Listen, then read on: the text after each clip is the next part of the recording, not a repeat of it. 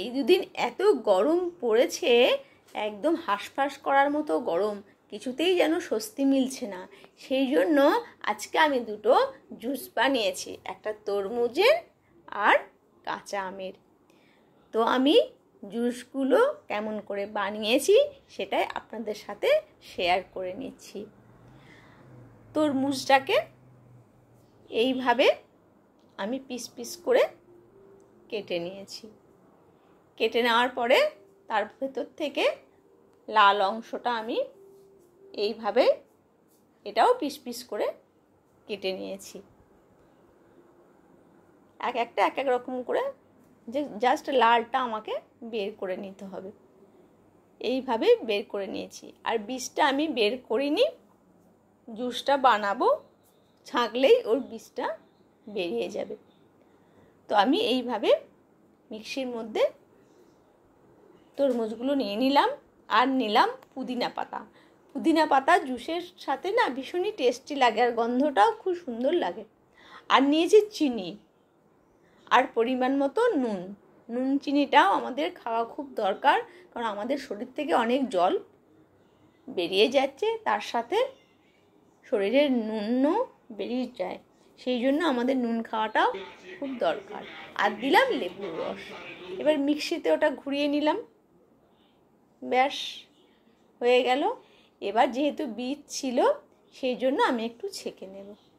ছেঁকে নিলে ওর বীজগুলো ব্যাস বেরিয়ে যাবে। এইভাবে বড় ছাঁকনি দিয়ে একটা আমি বীজ কটা বের করে নিলাম। গ্লাসের মধ্যে একটু বরফ, একটু পুদিনা পাতা আর তরমুজের জুসটা দিয়ে আমি তৈরি করে ফেললাম তরমুজের জুস। এবার আসা যাক আমের শরবত অনেক রকম করে বানানো যায়। কাঁচা আমের শরবত, পোড়া আমের শরবত। আজকে আমি কাঁচা আমেরই শরবত বানাবো। তো আমগুলোকে আমি ছাড়িয়ে নেব। ছাড়িয়ে নিয়ে তারপরে পিস পিস করে কেটে সেটাও আমি মিক্সিতে পেস্ট করব। তো আগে আমগুলো পিস পিস করে কেটে নিই। ছাড়িয়ে নেওয়ার পরে এইভাবে কেটে নিচ্ছি। ভেতরে যে আঁটির অংশটা আছে ওটাকে বের করে নেব। এইভাবে বীজগুলো বের করে আমি পিস পিস করে নিলাম। এবার মিক্সিতে আমগুলো দিয়ে দেব। তার সাথে আমি দেব পুদিনা পাতা, আর দেব